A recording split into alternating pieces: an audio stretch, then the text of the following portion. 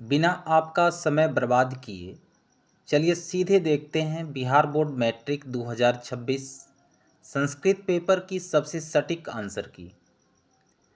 मेरे पास सेट ई है, लेकिन आप किसी भी सेट से अपने उत्तर मिला सकते हैं क्योंकि सवाल सभी सेट में वही है, बस नंबर अलग अलग है। तो चलिए शुरू करते हैं और देखते हैं आज आपने कितने नंबर पक्के किए हैं। और दोस्तों, वीडियो के आखिर में कमेंट करके ज़रूर बताइएगा कि आपके कितने उत्तर सही हुए। तो क्वेश्चन नंबर 1 है, कर्णस्य दानवीरता पाठ में भगवन किमक्षसी किसका कथन है। भगवन किमक्षसी का अर्थ हुआ हे भगवान आप क्या चाहते हैं। तो यह किसका कथन है? तो यह कथन कर्ण का है। राइट आंसर होगा ऑप्शन सी, क्योंकि जब इंद्र ब्राह्मण का रूप धारण करके कर्ण से भिक्षा मांगने आते हैं तब कर्ण उनका अभिवादन करते हुए पूछते हैं कि भगवन किमक्षसी। ठीक है। अगला प्रश्न है, क्रियांग बिना भारः किम। क्रिया के बिना भार क्या है। तो क्रिया के बिना ज्ञान जो होता है वह बोझ बन जाता है। ठीक है। तो राइट आंसर होगा ऑप्शन बी, ज्ञान। ठीक है। मीमांसा दर्शन के प्रवर्तक आचार्य कौन हैं। तो जैमिनी ऋषि ने मीमांसा सूत्र की रचना की थी, जिसमें धर्म और वेदों की व्याख्या है। ठीक है। तो इसका राइट आंसर होगा ऑप्शन सी, जैमिनी। बालकों की गति है। तो बालकों की गति नीति शुल्क का पाठ में कहा गया है कि बालकों की गति अर्थात आश्रय माँ होती है। ठीक है। तो इसलिए राइट आंसर होगा ऑप्शन बी, माता। विजय भट्टारिका किसकी पत्नी थी। तो विजय भट्टारिका चंद्रादित्य की पत्नी थी, यानी चंद्रादित्य चालुक्य वंश के राजा थे। प्रश्न संख्या 6 है, परम तृप्ति क्या है। देखिए, नीति श्लोका पाठ में कहा गया है कि विधेयका परमा तृप्ति अहिंसका सुखावाह। ठीक है। नीति श्लोका पाठ में दिया गया है। तो परम तृप्ति क्या है। तो विद्या जो है वह परम तृप्ति है और सुख का कारण क्या है, अहिंसा। ठीक है। कर्मवीर कथा पाठ में किसकी कथा है। तो कर्मवीर कथा पाठ में राम प्रवेश राम की कथा है, जो मेहनत और लगन से उच्च स्थान प्राप्त करता है। राम प्रवेश राम। ठीक है। आगे प्रश्न है, स्वामी दयानंद के लिए कौन सा पर्व उद्बोधक सिद्ध हुआ। यानी कौन से पर्व से उसे ज्ञान की प्राप्ति हुई। यानी शिवरात्रि महापर्व के कारण ही उन्हें ज्ञान प्राप्त हुआ, क्योंकि महाशिवरात्रि की रात मंदिर में मूर्ति पर चूहे को उछलकूद करते हुए प्रसाद खाते हुए उन्होंने देख लिया था। कौन सीता को मंदाकिनी का वर्णन सुनाते हैं। तो भगवान राम सीता को मंदाकिनी नदी का वर्णन सुनाते हैं। व्याघ्रपथिक कथा में कुत्र तव कंगनम किसकी उक्ति है। कुत्र तव कंगनम, इसका अर्थ हुआ तुम्हारा कंगन कहाँ है। तो यह किसकी उक्ति है, पथिक की है। ठीक है ना। पथिक ने ही कहा था कि कुत्र तव कंगनम। अगला प्रश्न है, भास के कितने नाटक प्राप्त हुए हैं।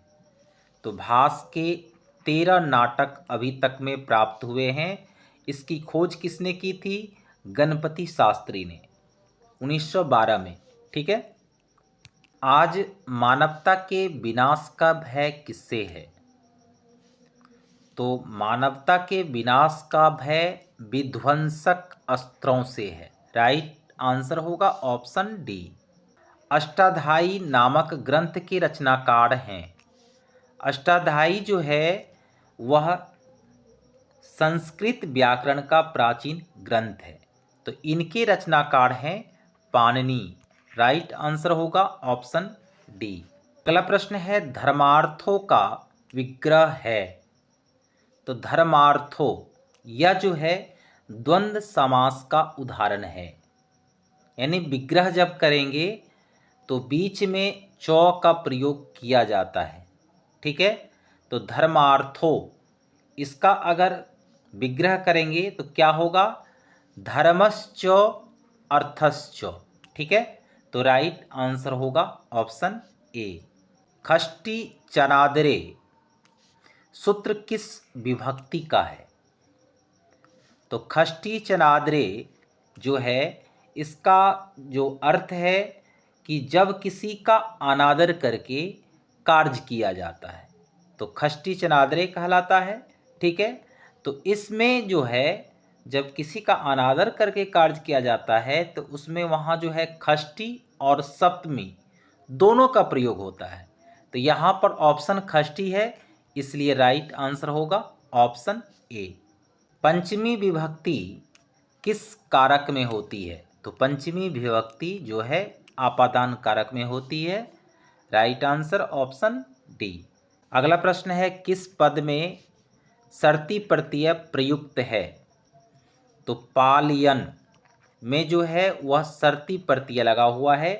यानी पालयन शब्द जो है पाल धातु से बना है, उसमें अगर शर्ती प्रत्यय लग जाता है तो क्या बनता है, पालयन। नीति पद का प्रकृति प्रत्यय कौन सा है। तो नीति यानी नीह जोर अक्तिन प्रत्यय लगने से क्या शब्द बना, नीति। तो इसका राइट आंसर होगा ऑप्शन सी। ठीक है, नी जोर अक्तिन। जगन्नाथ का संधि विच्छेद कौन सा है। तो जगत जोर नाथ जगन्नाथ, यानी ऑप्शन डी जो है वह राइट आंसर है। अगला प्रश्न है वच जोर अक्त से कौन सा पद बनेगा। तो वच जो धातु है उसमें अगर अक्त प्रत्यय लगता है तो वह का ऊ हो जाता है। ठीक है, तो इसलिए राइट आंसर होगा ऑप्शन बी, उक्तः। सूर्योदय का विग्रह निम्न में कौन सा है। सूर्योदय, ठीक है, यानी जिसका अर्थ होता है सूर्य का उदय। तो इसलिए खष्टी में इक्त का प्रयोग किया गया है। ठीक है, तो राइट आंसर होगा सूर्यस्य उदयः। ठीक है, इसका अगर विग्रह करेंगे तो क्या होगा, सूर्यस्य उदयः। ठीक है, राइट आंसर ऑप्शन सी। हरिहरो किस समास का उदाहरण है। हरिहरो यह जो है द्वंद्व समास का एक उदाहरण है। अगला प्रश्न है दान के अर्थ में कौन सी विभक्ति प्रयुक्त होती है। तो दानार्थे चतुर्थी विभक्ति प्रयुक्त होती है दान के अर्थ में। राइट आंसर होगा ऑप्शन सी। अगला प्रश्न है हिमालयात गंगा प्रभवती किस सूत्र का उदाहरण है। यहाँ पर सूत्र पूछा जा रहा है, यानी हिमालयात गंगा प्रवहती, हिमालय से गंगा निकलती है, किस सूत्र का उदाहरण है।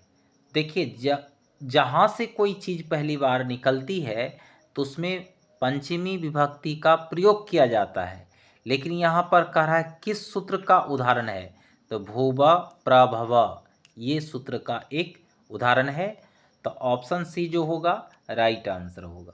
अगला प्रश्न है लेखिका पद का प्रकृति प्रत्यय निम्न में कौन सा है।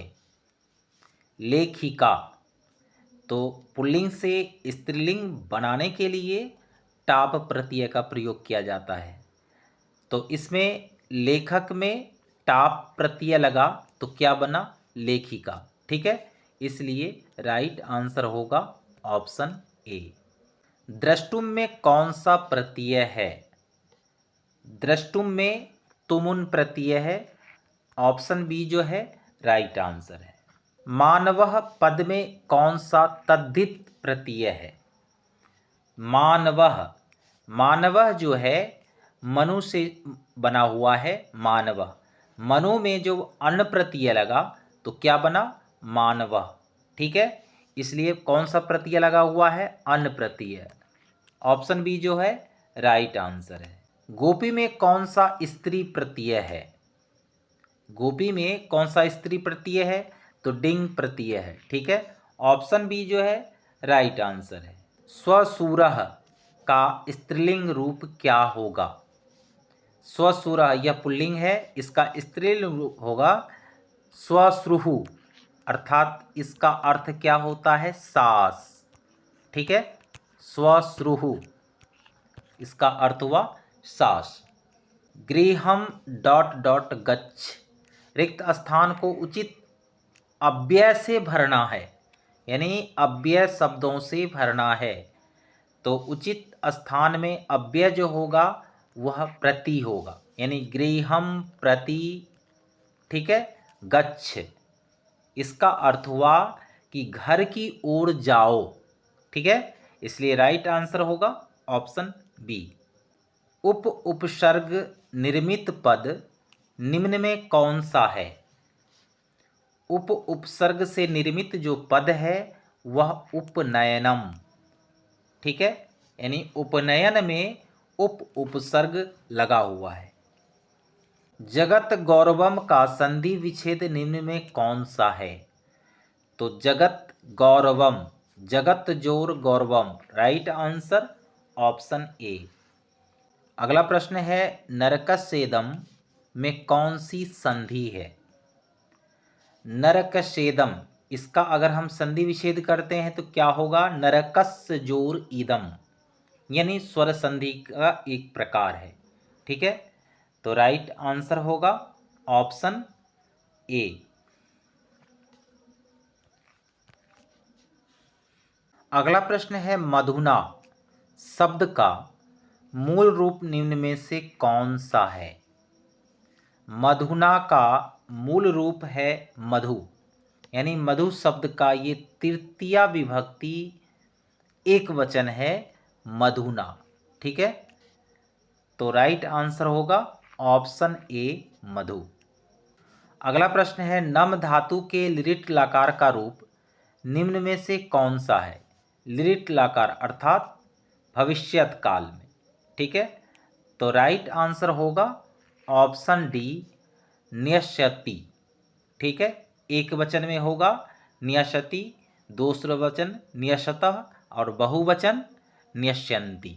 ठीक है, कुरु किस लकार का रूप है, तो कुरु जो बना वह क्री धातु से बना। ठीक है, और यह जो है कौन सा है, लोट लकार का एक रूप है, तो राइट आंसर होगा ऑप्शन सी। वेदिकः पद का प्रकृति प्रत्यय निम्न में कौन सा है, वेदिकः। ठीक है, यानी वेद शब्द में जब ठक प्रत्यय लगता है तब वह क्या बना, वेदिकः।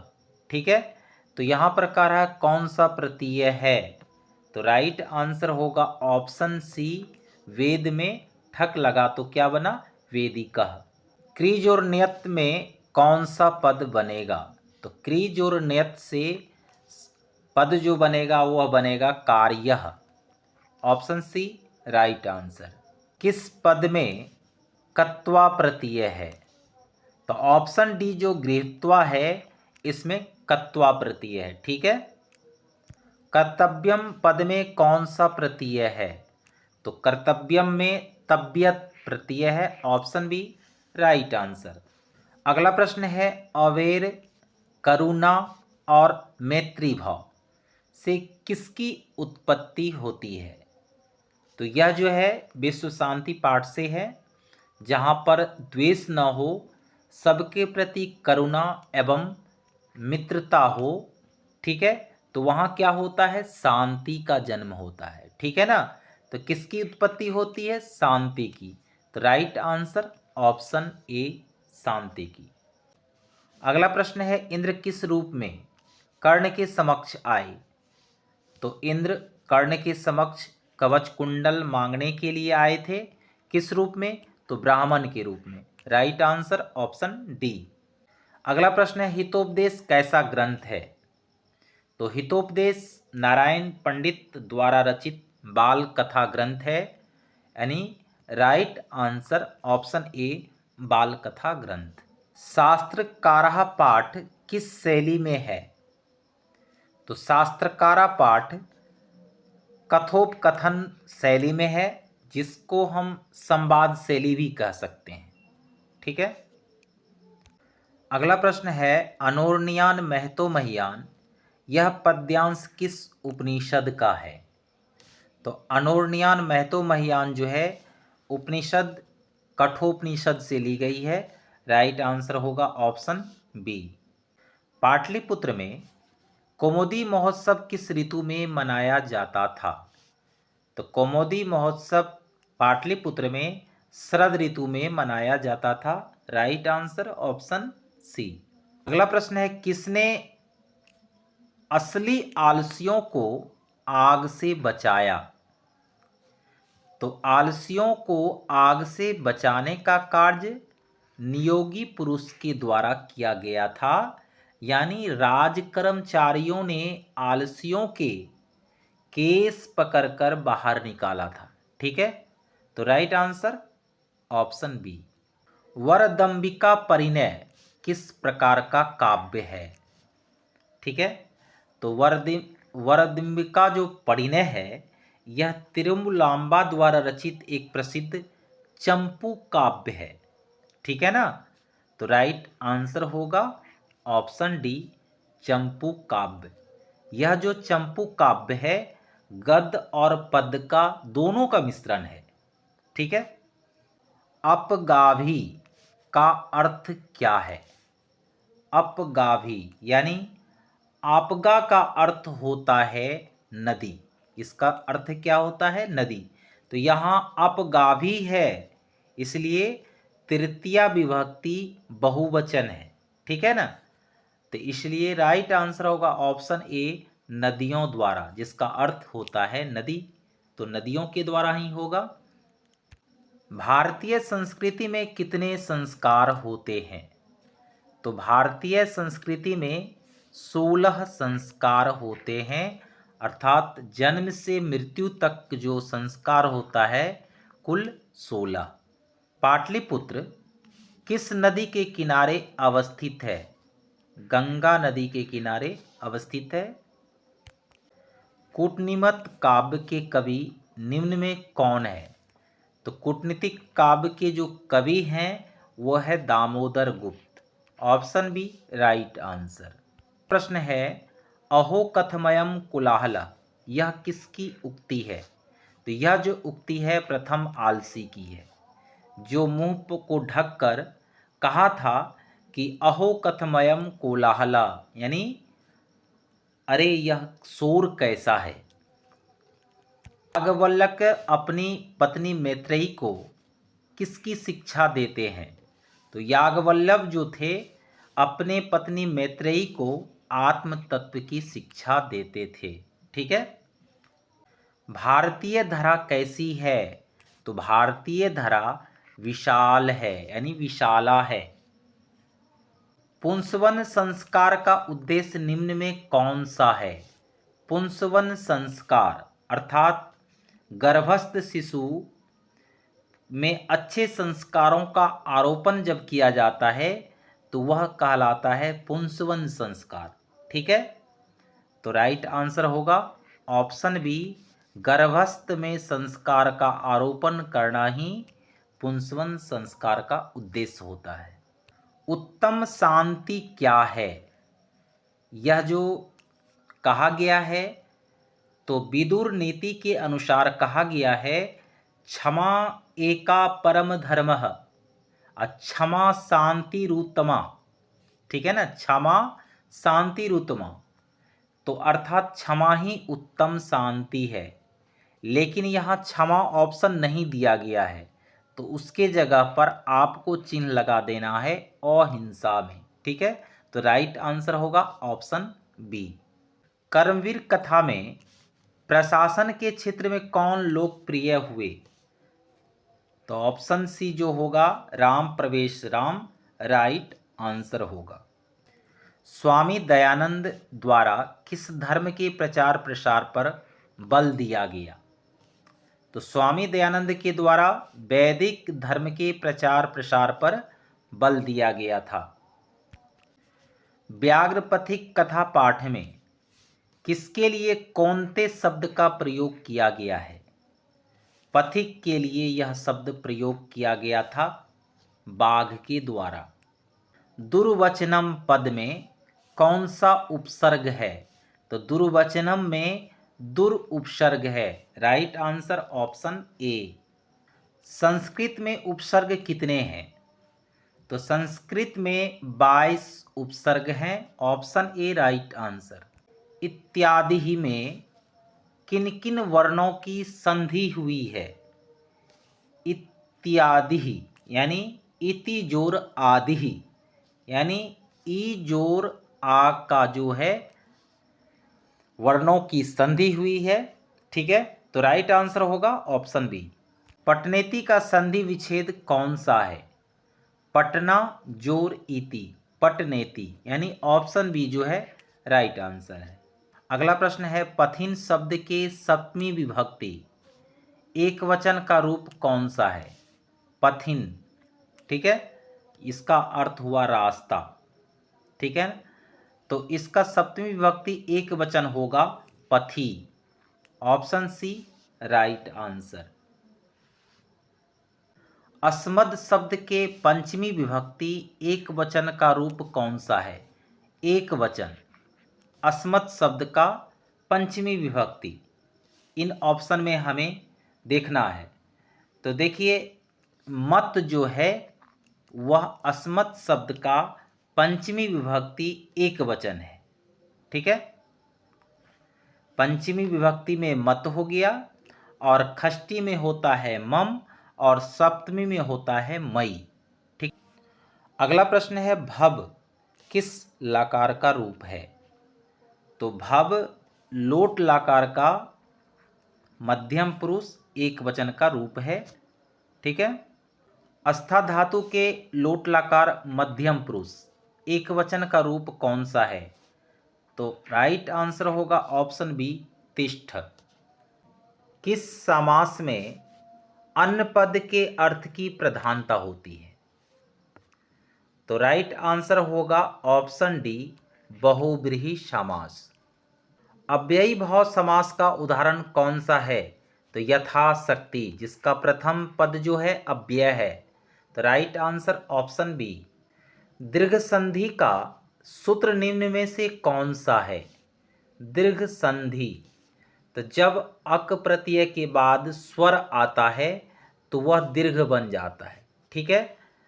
तो राइट आंसर होगा ऑप्शन सी अकः सवर्णे दीर्घ। निष्क्रमणम का संधि विच्छेद निम्न में कौन सा है?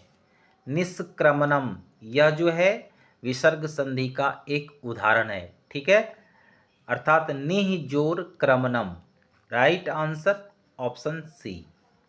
नद्या पद में कौन सी विभक्ति प्रयुक्त है? तो नद्या में तृतीया विभक्ति प्रयुक्त हुआ है यानी एक वचन। अगला प्रश्न है भूतकाल के अर्थ में प्रयोग होता है। भूतकाल यानी बीते हुए समय के अर्थ में प्रयोग होता है लंग लाकार, ठीक है। तो राइट आंसर ऑप्शन डी। बहुत से पदों को मिलाकर एक पद बन जाना क्या कहलाता है? तो वह कहलाता है समास। चतुर्युगम में कौन सा समास है? चतुर्युगम, इसका विग्रह कीजिए तो चतुर्नाम युगानाम समाहारः, ठीक है, यानी चतुर्नाम पहला जो पद है वह संख्यावाचक है, ठीक है। तो पहला पद जो अगर संख्यावाचक होता है तो वह कहलाता है द्विगु, ऑप्शन डी राइट आंसर। अगला प्रश्न है क्रिया के साथ किसका साक्षात संबंध होता है? अर्थात कहा गया है साक्षात क्रिया अन्वित्वम कारकम, है ना। तो कारक शब्द आ रहा है, इसलिए राइट आंसर होगा ऑप्शन डी। प्रति के योग में कौन सी विभक्ति होती है? तो द्वितीया विभक्ति, ऑप्शन ए राइट आंसर। पूजनियम का प्रकृति प्रत्यय क्या होगा? पुज जोर अनियर, अर्थात बना क्या? पूजनीयम। आलस्यम पद में कौन सा प्रत्यय है? आलस्यम पद में नियच प्रत्यय है, ऑप्शन ए राइट आंसर। अगला प्रश्न है संस्कारा पद में कौन सा उपसर्ग है? तो संस्कारा में उपसर्ग है सम, ठीक है, ऑप्शन ए राइट आंसर। अगला प्रश्न है शिवोपासक में किन किन वर्णों की संधि हुई है? शिवोपासक अर्थात शिव जोर उपासक गुण संधि, तो अ जोर उ संधि का इसमें गौ शब्द के सप्तमी विभक्ति एक वचन का रूप होगा गवी, ऑप्शन सी राइट आंसर।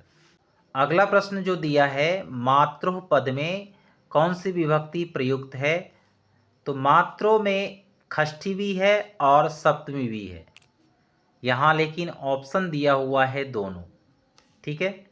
तो राइट ए जो होगा वह षष्ठी में भी प्रयुक्त होता है और सप्तमी भी होता है। जो ए दिया उसका भी सही है, जो डी दिया उनका भी सही है, ए और डी दोनों सही है, ठीक है, क्योंकि दोनों विभक्ति में समान रहता है मातृ।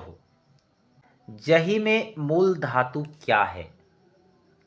जही, ठीक है, यानी लोट लकार मध्यम पुरुष एक वचन का रूप है, जिसका जो मूल धातु होता है जही का वो होता है हन, ठीक है। तो राइट आंसर होगा ऑप्शन सी हन। रूपस्य योग्यम का समस्त पद कौन सा है? रूपस्य योग्यम, यहाँ जो है योग्य के अर्थ में अनु उपसर्ग का प्रयोग होता है, ठीक है, तो इसीलिए होगा अनुरूपम, राइट आंसर ऑप्शन ए। अगला प्रश्न है श्रमेण धनम भवति, इस वाक्य के श्रमेण पद में कौन सी विभक्ति प्रयुक्त है? तो यहाँ जो है श्रमेण है ना, तो यहाँ श्रम धन प्राप्ति का साधन है, तभी कहा गया श्रमेण धनम भवति, इसीलिए श्रमेण में तृतीया विभक्ति है, ठीक है। तो राइट आंसर ऑप्शन ए तृतीया। अगला प्रश्न है मह्यम संस्कृतम रोचते, यह जो उदाहरण लिया गया है यह है सूत्र रुच्यर्थानाम प्रियमानः, ठीक है ना, अर्थात रुचि में चतुर्थी विभक्ति होती है, ठीक है। कौन सी विभक्ति प्रयुक्त है? तो चतुर्थी, ऑप्शन सी जो होगा राइट आंसर। किस पद में ल्युट प्रत्यय है? तो लेखनम में ल्युट प्रत्यय है, अर्थात लिख प्लस ल्युट प्रत्यय जब लगा देंगे तो क्या बनेगा? लेखनम।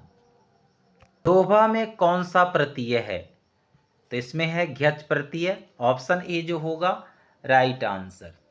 मंगलम पाठ में किस उपनिषद से मंत्र संकलित नहीं है? यहाँ कहा जा रहा है नहीं है, तो मंगलम पाठ में कठोपनिषद से भी मंत्र लिया गया है, मुंडकोपनिषद से भी लिया गया है, श्वेतासर उपनिषद से भी लिया गया है, लेकिन ऐतरेय उपनिषद से जो है मंत्र नहीं लिया गया है, इसलिए राइट आंसर ऑप्शन सी। यूनान के किस राजदूत ने अपने संस्मरण में पाटलिपुत्र का वर्णन किया है? तो Megasthenes, option D right answer. Mithila का दानशील और कारुणिक मंत्री कौन था? तो मिथिला का जो मंत्री था वो कौन था? वीरेश्वर, जो दानशील भी था और कारुणिक भी था। संस्कृत साहित्य कैसा है? तो संस्कृत साहित्य विपुल है, अर्थात विशाल है और विस्तृत है। भारतीयों में भारतवर्ष के प्रति क्या होनी चाहिए? देशभक्ति, ऑप्शन डी राइट आंसर। निष्क्रमणम किस संस्कार के अंतर्गत आता है? निष्क्रमण में बच्चे का पहली बार घर से बाहर निकलना होता है। ठीक है, तो यह जो संस्कार है वह शैशव संस्कार के अंतर्गत आता है। Option B right answer. Mahabharat के उद्योग पर्व से संकलित पाठ कौन सा है? नीति श्लोका। Option C right answer.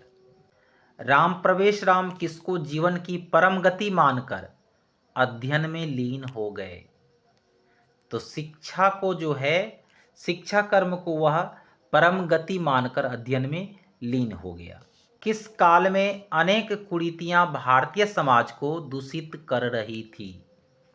यानी मध्यकाल में जो था, छुआछूत, अशिक्षा और जातिवाद जैसी कुरीतियां भारतीय समाज को दूषित कर रही थी।